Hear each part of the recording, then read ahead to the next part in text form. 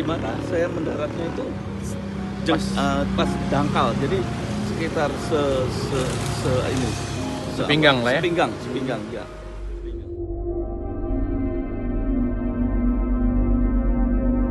Bayangkan Anda berada di ketinggian 23.000 kaki. Di luar jendela, langit yang tadinya biru tiba-tiba berubah menjadi gelap gulita. Bukan sekadar mendung, tapi sebuah dinding es raksasa yang menelan pesawat Anda. Lalu, sesuatu yang mustahil terjadi. Suara bising mesin jet yang biasanya menenangkan, tiba-tiba hilang. Hening. Hanya ada suara hujan es yang menghantam badan pesawat seperti ribuan peluru. Kapten Abdul Razak menatap instrumennya. Jarum-jarum itu mati, listrik padam. Pesawat seberat 40 ton ini sekarang hanyalah sebongkah besi yang jatuh bebas dari langit. Di bawah sana tidak ada bandara, hanya ada pemukiman padat dan sebuah sungai sempit yang berkelok. Bengawan Solo. Ini bukan sekadar cerita tentang kecelakaan pesawat. Ini adalah kisah tentang pendaratan paling mustahil dalam sejarah penerbangan dunia. Bagaimana seorang manusia melawan hukum fisika dan maut demi menyelamatkan 60 nyawa di punggungnya. Selamat datang di The Miracle of Solo. Mari kita bedah apa yang sebenarnya terjadi di kokpit Garuda Indonesia GA421.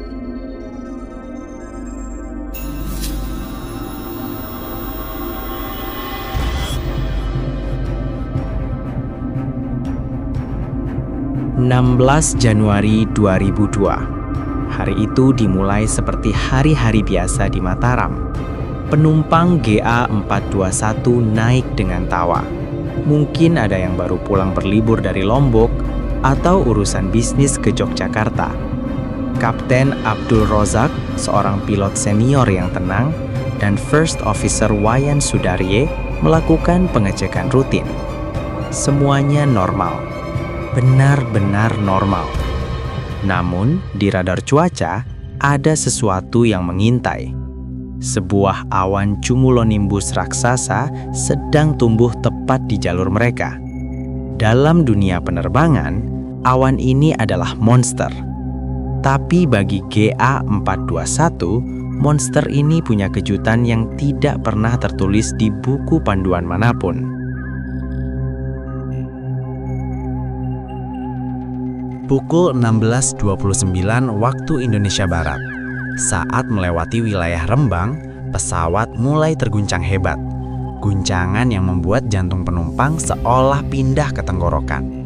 Hujan es atau hail menghantam kaca kokpit dengan suara yang sangat keras hingga Kapten Razak dan Wayan sulit mendengar suara satu sama lain. Dan disinilah bencana itu dimulai. Mesin CFM56 yang legendaris tangguh itu menyerah. Bukan karena rusak teknis, tapi karena tertelan air dan es dalam jumlah yang tidak masuk akal. Kedua mesin mati, dual engine flame out. Teman-teman, coba bayangkan posisi Kapten Razak saat itu. Pesawat tanpa mesin berarti tanpa listrik. Tanpa listrik berarti tanpa instrumen navigasi yang canggih. Mereka buta di tengah badai. Mereka mencoba menyalakan mesin lagi. 1 kali, 2 kali, tapi mesin itu tetap membisu. Ketinggian terus merosot. 15.000 kaki, 8.000 kaki, 3.000 kaki. Kapten Razak harus membuat keputusan dalam hitungan detik. Jika ia mencoba mencapai Yogyakarta, mereka akan jatuh di pemukiman. Jika ia salah sudut sedikit saja saat mendarat di air, pesawat akan hancur berkeping-keping. Lalu ia melihatnya, garis coklat berkelok di bawah sana. Sungai Bengawan Solo. Tapi ada masalah besar. Ada jembatan-jembatan beton yang melintang di sungai itu. Razak harus melakukan manuver yang hampir mustahil.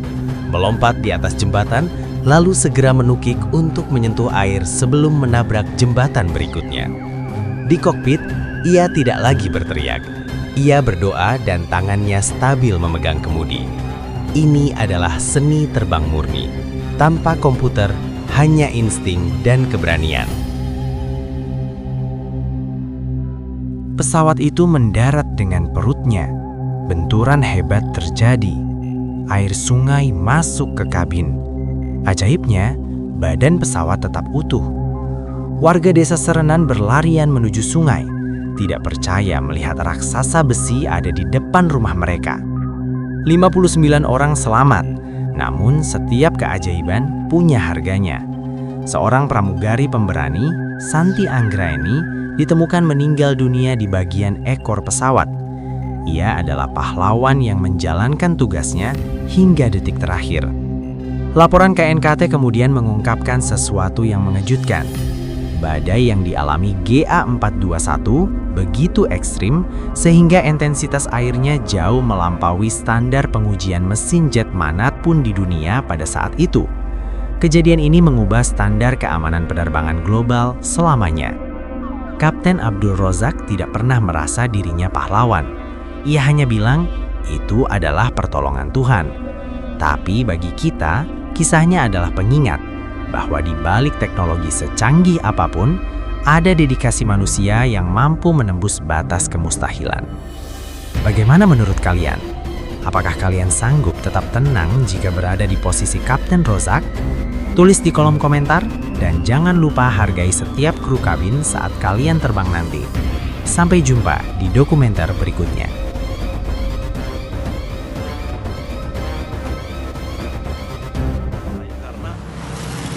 Setirnya bisa enteng sekali karena perputaran dari mesinnya sendiri itu karena kena angin dia berputar.